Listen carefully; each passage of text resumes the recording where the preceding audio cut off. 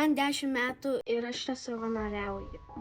Man močiutė sakė, kad mano šypsena tarsi saulė. Man čia labai patinka būti, nes matau, kad žmonėm linksma. Kai matau, kad mano pagalba kažkam palengvina dieną, tai neįkainojama. Kiekviena dėžė tai pagalba konkrečiam žmogui. Kai kiti eina valgyti ir ilsėtis, aš per pietų pertrauką einu į labdaros valgyklas skusti bulves, nes man tai svarbu. Aš manau, kad kiekvienas mažas darbas yra svarbus man ir jiems. Savanoriauju, nes man rūpi žmonės. Norėčiau prisidėti prie kažko didesnio, nei aš pati. Nors automobilio vairuoti nemoku, čia galiu atvažiuoti dviračiu. Savanoriauju, nes aš noriu būti naudinga.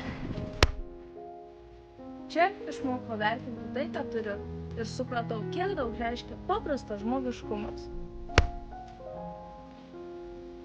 Aš čia savanoriauju daugiau kaip 3 metai. Padėdama kitiem, padedu ir sau. Ir dėl to jaučiuosi laimingesnė.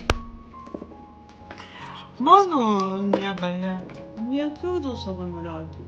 Įsijungiau čia, norėdama parodyti dukrai, kiek svarbu padėti kitiems. Tai mano pirmas kartas. Šiek tiek jaudinuosi ateidama, bet labai džiaugiuosi galėdama padėti. Savanorystė man galimybė mokytis, pažinti bei patirti. Aš iš Liepalotų. Ateinu pasavanoriauti, kai turiu laiko. Kuriu grožį, kad žmonės matytų, džiaugtųsi, gerėtųsi ir mylėtų.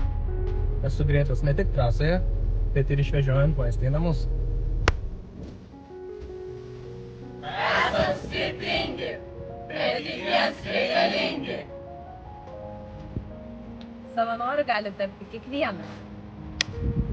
Prisijunk ir tu.